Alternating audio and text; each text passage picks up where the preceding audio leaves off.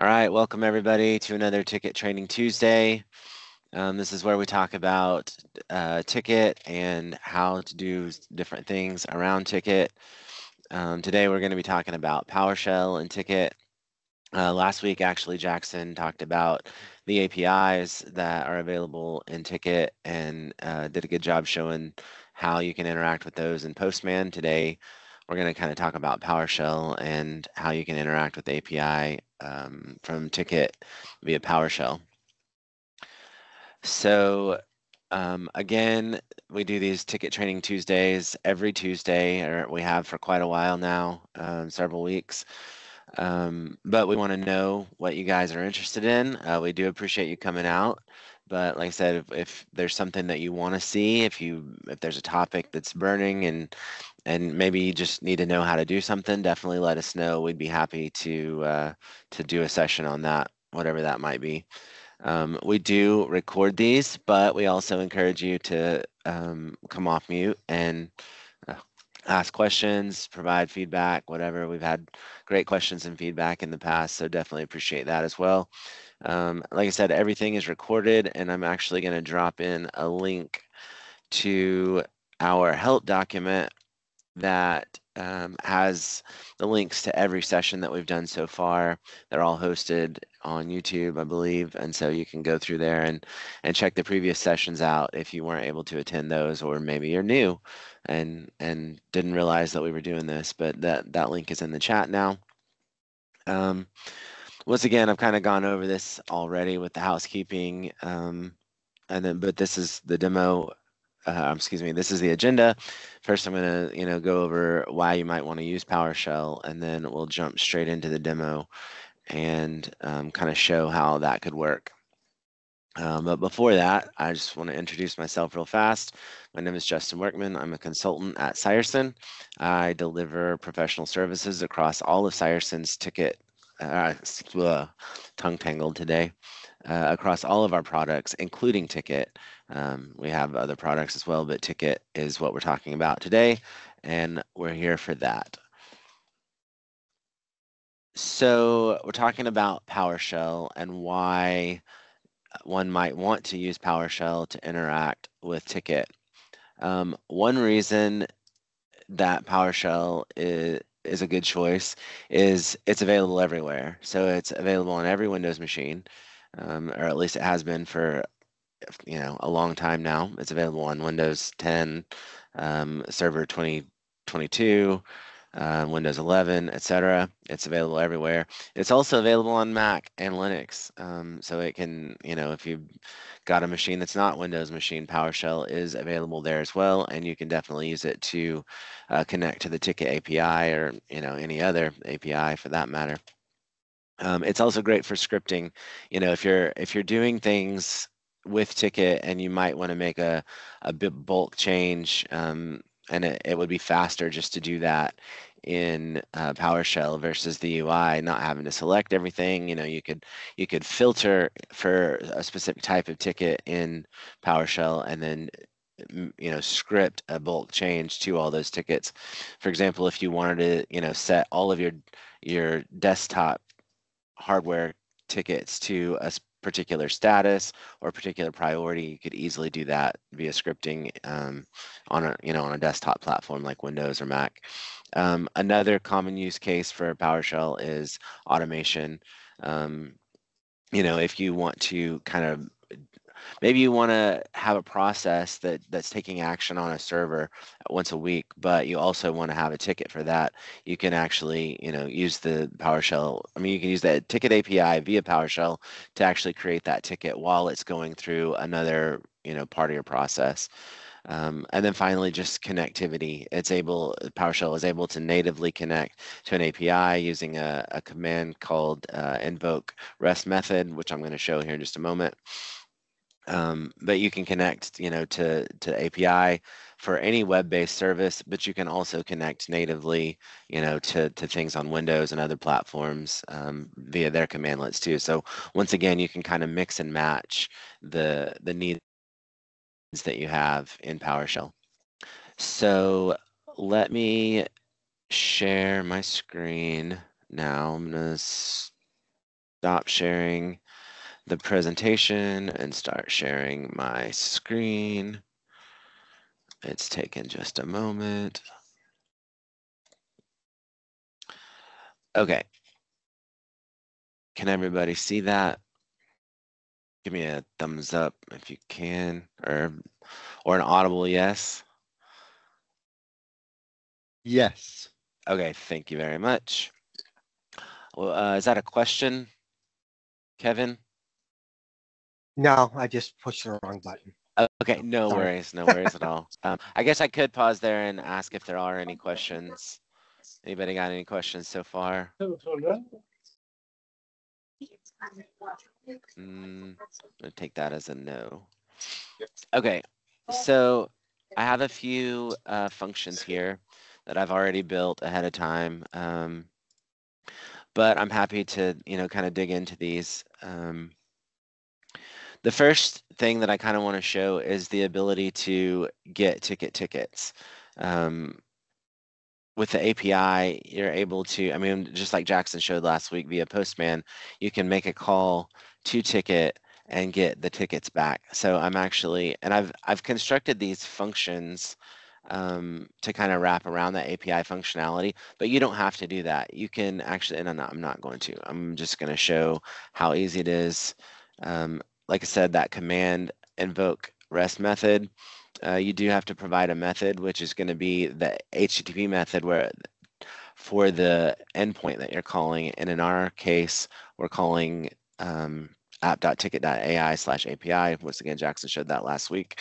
That was a great session. If you didn't check that one out, definitely watch that because he did a good job there. And another cool thing about PowerShell is you can save, this type of stuff. I've got my token, I've got my URL, and I've saved them as variables, and I can call them throughout the rest of this script and not have to retype, that token or even copy paste it. Or, oh gosh, I don't know what happened there. And I don't, again, have to retype that URL every time. It's just saved as a variable, and it's always going to be available. So back to kind of constructing this command, once again, that HTTP method, which is get to be able to get all the tickets, and then the ticket URL, and then the header, once again, implementing that token. I don't actually have that defined. It's defined in my functions, so I'll pull it out here. And now, if I run all of this, I should get a list of tickets. That 401 is telling me my token is invalid, which is crazy because I just created it, but I bet I don't know why. So I'm gonna create a new one. That's very strange. PowerShell demo. I'm gonna give it a week's time. So this is kind of a prerequisite. Maybe it's good that I showed this. Jackson showed this last week as well. To be able to interact with the Ticket API, you do need a token. To just to be able to interact with it. It authorizes both the get and the post or patch that we're going to look at here in just a moment. It authorizes it as the user that created this token, and you do have to be an admin. That is very strange. Can I tell you what you're doing wrong, please? Yeah, you're absolutely. using you're declaring your variable as $token, but you're using $ticket token in your header. Thank you very much. You're welcome. Have a nice day. Appreciate Justin, that. You owe Simon a bit now. That's the official rules. Yeah, I completely Next time understand. you're in New Malden, you owe Simon a bit. Next time, yes. Next time I'm there, I got you. Thank you very much. Yeah, another thing about PowerShell is you see when you make a get call to any of the endpoints that's going to have multiple instances. For example, the ticket, there's going to be multiple instances. I'm not specifying a ticket ID, and therefore I'm going to get an array of tickets. And with PowerShell, you can actually drill down. If you save that output, you can drill down into it and be able to kind of enumerate that array, which is what I'm going to do right here. And then you can see, you know, this is all my ticket data that's coming through. I can, in PowerShell, I can actually send that out to a grid view and look at a grid of my tickets that are coming out of the API. I can narrow down the output if I just wanted to select title, requester ID. I can get those as well. And there you can see that's my document one print. And two, I can also use the OData functionality. Our ticket API is built on an OData, you know, structure, so you can use OData verbs. So I'm gonna do select. I'll have to escape the $sign because the $sign is required for the OData verbs, but PowerShell tries to interpret that as a variable. So I've got to escape that with a backtick. But I can select, actually what I want to do is expand requester. And if I don't actually know.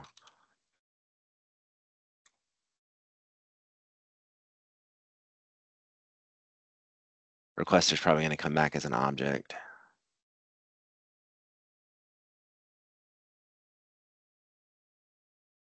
Yeah, that's my requester there at the end. Yeah, requester. So then I could drill down into that if I wanted to.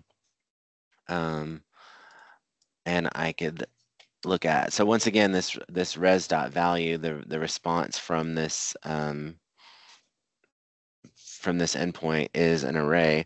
So I can drill down into that array, look at the first example, and then I'm going to look at the requester.username username. And I can just drill down and see who that is. You know, as you saw in the grid, you could see the full data set of that requester because I've expanded it. And then here I'm just, you know, reaching down to get the username out of that requester object. I can also look at a specific ticket. I'm gonna actually just look at the first one. Oh gosh. And actually, I just want to see the ID of that. And that's 5. That's brilliant. So I can add the ID to the end of the endpoint and actually get back a single ticket. And I can see all its properties again. Of course, I took out the expand for the requester, but you can see all the ticket properties. And then, as I said, if you need to kind of bulk update a particular set of tickets, I can, I got that backwards. And again, I have to escape it. Filter on, let's say, priority. Priority ID equals 11.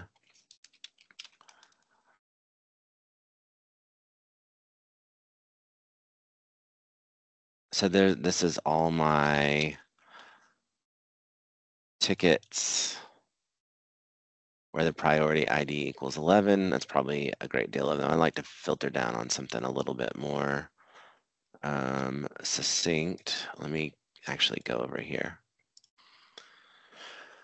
and find, I'm just going to make this one a high priority real fast because I don't think I have very many high priorities. Well, I'll just do it.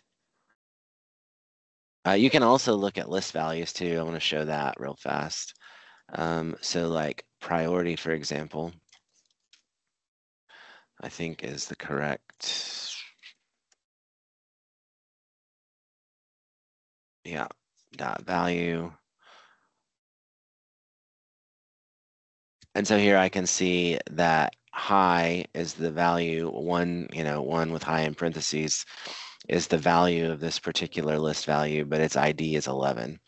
And so if I look at ticket and filter,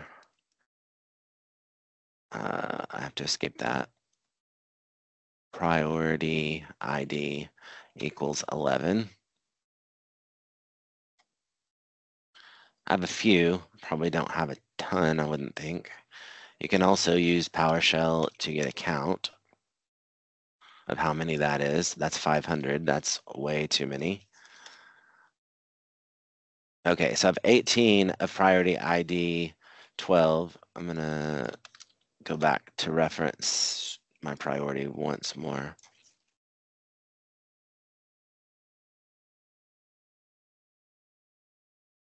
Comment this one out. So 12 is medium. So I have 18 tickets that are in a priority of medium. And let's say, like I said, I want to be able to change all of them to a certain value. I can very quickly do that by using the power of PowerShell. I'll say for each ticket in res.value. And once again, this URL is filtered down on priority equals 12. So I know that all the tickets coming out of there are going to be priority of 12. But I want to, actually, I'm going to see them all real fast. Ugh. I want to set all of their, let's say, category. I'm going to select ID and category ID.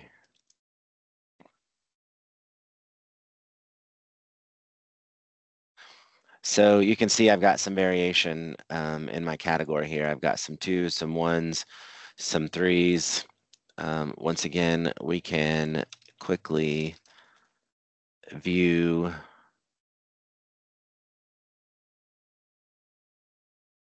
the categories.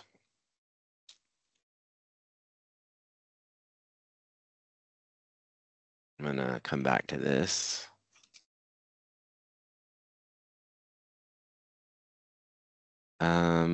I've got, I had 3s and 4s.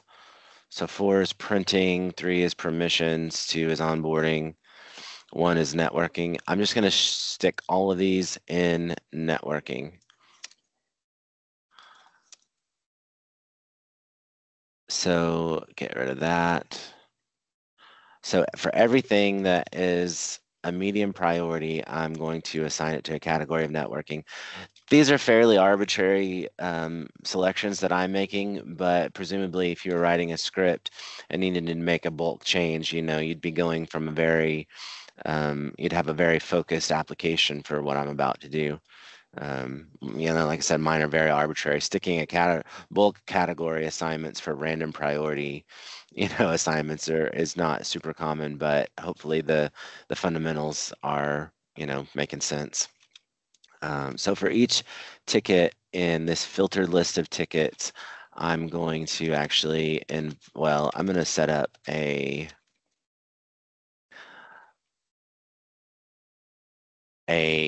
payload that I'm going to send to the ticket API. And that's going to be a category ID of, what did I say, 1? So then I'm going to actually just copy this, save myself some typing. And this time, because I'm doing an update on all these existing tickets, I'm going to do a patch. That patch is going to be my HTTP verb. I'm going to do a selective patch to each individual ticket. And like I said, the power of PowerShell, I'm able to do all this kind of control flow logic. So I'm doing it for each ticket in this output of my get response. So I'll have a ticket ID. And I'll actually show those just real fast so you can see it. So I'm assigning this ticket variable to each instance of the output from this request. And you'll see it come out here. Yeah, so these are all the ticket IDs that I'm assigning to this category ID.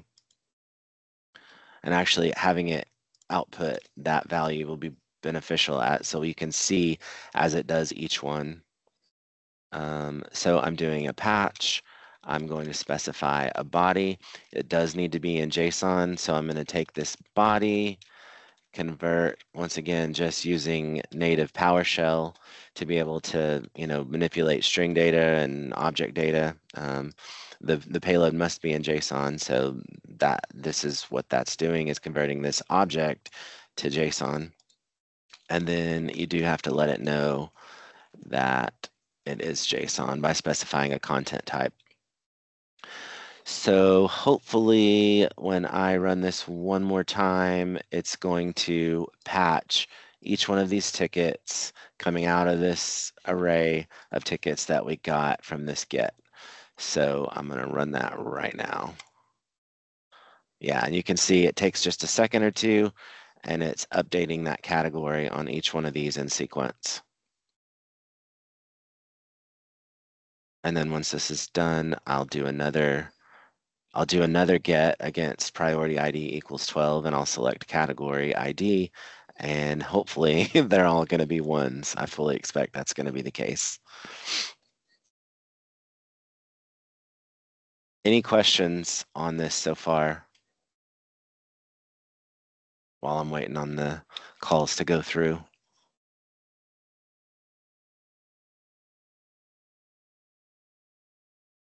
Nope. All right, so that's complete. I can tell it's complete because it's back to a prompt. I'm actually just gonna get rid of all that. And then I'm gonna say res.value, drilling down again on that array, and select ID and category ID. The reason I'm selecting ID is I just kind of want to make sure that these still match. And so if I run that again, perfect. You can see that 7, 8, 9, 10, 12, so on, 7, 8, 9, 10, 12, all category ID of 1. If I go to, let's say, 632 in the portal, it'll be in a category of networking, because that was the category ID that I selected. And furthermore, you can just see, that's weird that it was 4 days ago. I think that it means just now. But you can see the category is networking. If I look at 630,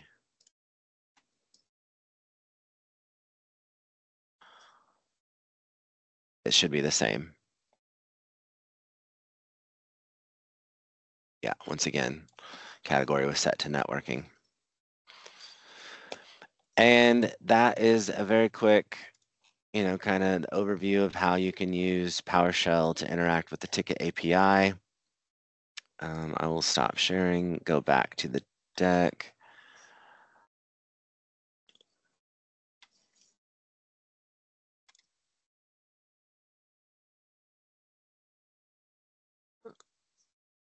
There is, and I'll just leave this slide right here.